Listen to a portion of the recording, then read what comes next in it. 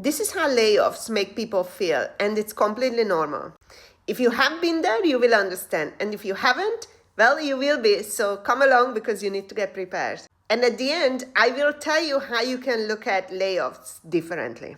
These are the emotions and feelings people talk about when they recall their experiences around layoffs. I'm going to just read that out for you. Discarded, unwanted, not needed, not good enough.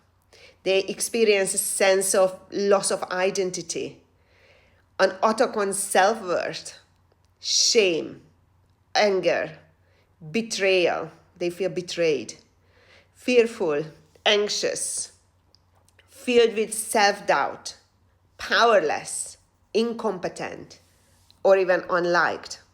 Even those who volunteer for layoffs, and I have spoken to many people like that, even those they experience some of these feelings because, they did not stop me. They must not need me. And this is the key around layoffs, because the worst thing you can do to a human being is making them feel that they are not needed. And that applies in any other areas of life.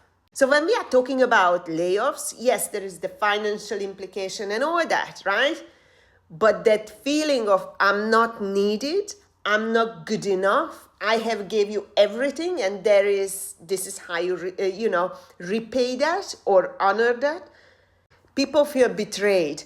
And unfortunately, when we do layoffs, we try to do the structured one, right? HR comes with, this is the policy, this is the structure, this is what we need to do per law. But we always ignore the emotional part of it. And we don't prepare people for that. We don't even talk about it. We don't prepare our processes around layoffs thinking about these emotions and feelings that come naturally and are completely normal. One of the reasons for that is just because we don't think about it. And the second is that, believe it or not, HR does not enjoy laying people off. And what they want to do is just to get on with it and finish it off. They don't even want to go there because it's difficult. Now we had to lay off hundreds of people. I did not sleep for 2 weeks, literally. Thanks God, I had a HR VP who was the master of laying people off. She created a motivational speech out of these layoffs, and people left the room celebrating their future. She had that skill. I think because she understood what kind of emotions people are and feelings people are experiencing when they are losing their jobs. Now, how can you reframe layoff? Because trust me, it's not about you. It's not about your performance. Layoff is more about the company's performance than yours. So don't ever take it personal. Literally, we don't even know the names of those people who we are laying off. We just look at the salaries and the packages. Now, it's not nice, but this is how it is.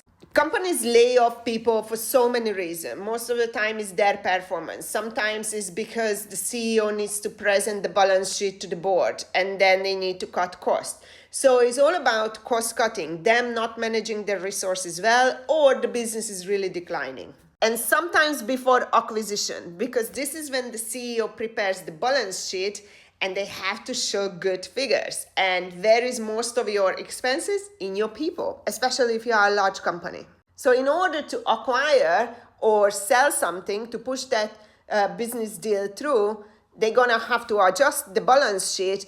And where you're gonna cut that is your biggest expense are your people. So that's where they go.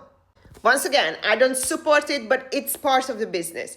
You will be laid off at some point in your life. So do not be surprised, because this is literally just part of it. And that's why I keep telling companies, don't bring private life language into business, like we are a family and all that, because this is where you confuse employees. If you tell me I'm your family and then 2 weeks later you fire me, you lay me off, I'm gonna get pissed off.